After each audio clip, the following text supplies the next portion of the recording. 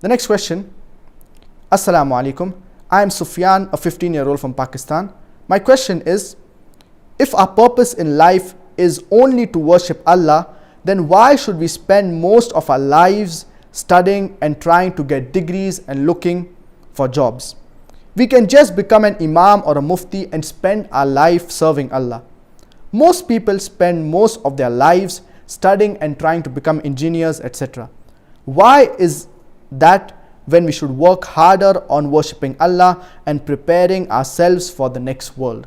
Allah subhanahu wa ta'ala says in the glorious Quran in Surah Razia chapter number 51 verse number 56, وَمَا خَلَقْتُ الْجِنَّ وَالْإِنسَ إِلَّا لِيَعْبُدُونَ, that I have not created the jinn and mankind except to worship me. The purpose of the creation of the human beings, it is to worship Allah subhanahu wa ta'ala. We human beings, we have a free will. We can either do the right or we can either do the wrong. So the more we engage in the remembrance of Allah subhanahu wa ta'ala, the more we do ibadah, we will get reward from Allah subhanahu wa ta'ala, and in the hereafter we will enter paradise. And Allah subhanahu wa ta'ala says in Surah Qasas chapter number 28 verse number 77,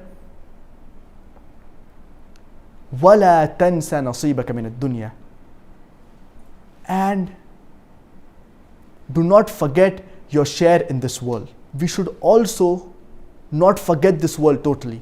And we have the example of our beloved Prophet Muhammad, peace be upon him.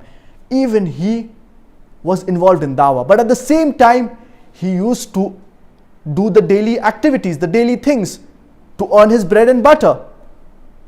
Therefore, the best profession for any human being, it is to convey the message of Islam to the non-Muslims. As Allah subhanahu wa ta'ala says in Surah Nahl chapter number 16 verse number 125, "Ud'u ila sabili rabbika bil hikmah wal maw'izati al hasana wajadilhum billati hi ahsan." Invite to the way of thy Lord with wisdom and beautiful preachings, and argue with them and reason with them in the ways that are best and most gracious.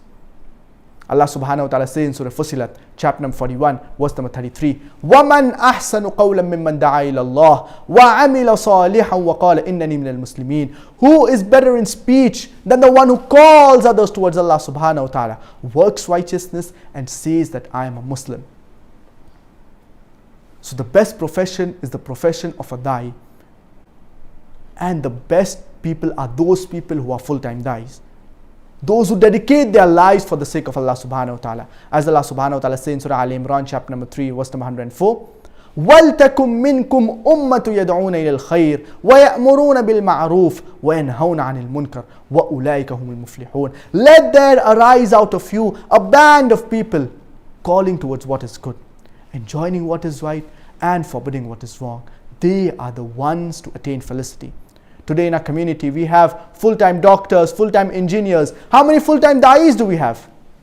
So the best profession is the profession of a da'i. But I do agree that everyone cannot be a full-time da'i, but every human being should at least be a part-time da'i. And we do require certain people to be doctors, to be engineers, to be teachers, etc. So even if a person becomes a doctor, or engineer, or a teacher, he should be a good practicing doctor. He should be a good practicing engineer. He should be a good Muslim. If a person becomes a doctor, if a person becomes an engineer, he should not involve in things that are haram. For example, bribing, cheating, etc. It is good to be a doctor, to be an engineer, but you should be a good practicing Muslim doctor. You should be a good practicing Muslim engineer. And the best profession is the profession of a da'i, the one who conveys the message of Islam to others. Then we also have, after that, the profession of a scholar. And we have after that the profession of a teacher who teaches Islamic studies in a school, in a college, etc.